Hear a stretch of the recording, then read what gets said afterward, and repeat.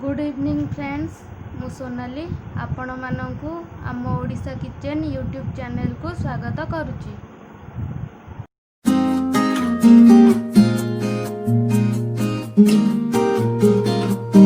Hello everyone, आज आम शिखा वर्षा दिन स्पेशल पकोड़ी एवं तापाई कौन कौन सामग्री दरकार आसतु जानिबा। पकोड़ी पाई मु एठी नेइची किछि आलू, किछि बेसन, किछि खाइबा सोडा, किछि पियाज, किछि अदा रसुण पेस्ट, किछि भेसुआ पत्र, किछि कंचा लंका एवं किछि लूण। प्रथमे मु बाउल रे किछि आलू छोट छोट काटी करी नेइची। सेथिरे 1 टीस्पून अदा रसुण पेस्ट पकेइबा। प्रथमे मु एठी 2टा बड़ बड़ पियाज को काटी करी छोट छोट करी रखी नेइची। जदि आपणक पाखरे छोट छोट पियाज नथिबा ताहले मीडियम साइज पियाज 4टा काटिकी पकेई पारिबे।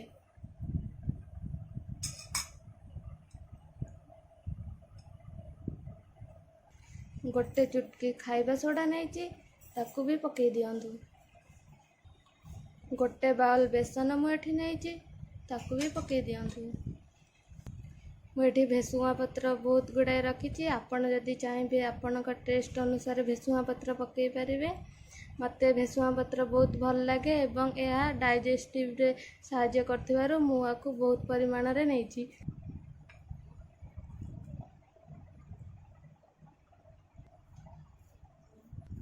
कंचा लंका आपणक स्वाद अनुसार नेबे। आपण जेतिकी राग पसंद करंती से हिसाब रे कंचा लंका नेबे।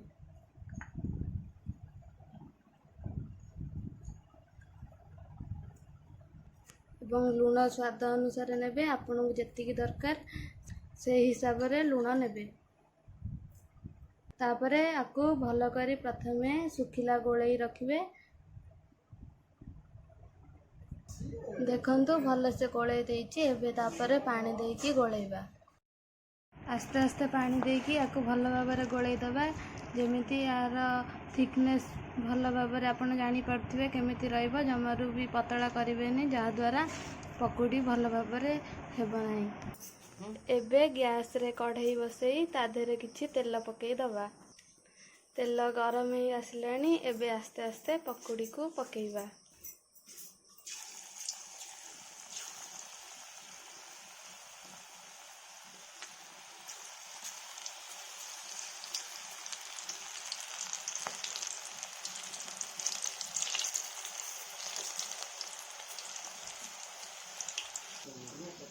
कलर चेंज हेले तापरे ताकू आस्ते आस्ते करिकी नौटेइबा। आउ जानंतु जदि पकोड़ी हेई नथिबो ताहले ताकू नौटेबेनी, नहले पकोड़ी खराब हो जाई पारे। पकोड़ी को सबु बेले मीडियम फ्लेम रे ही करंतु। हाई फ्लेम रे करले पकोड़ी पोड़ी जिवार संभावना थाए। देखंतु एबे पकोड़ी पूरा पूरी हे प्रस्तुत हो गलानी। एबे ताकू काढ़ी के टिश्यू पेपर रे रख दबा। टिश्यू पेपर रे रखिले तेल अब्जॉर्ब हुए एवं देह पई भलो हुए। एवं तापरे बाकी जांक पकोड़ी सबु पकेई दबा।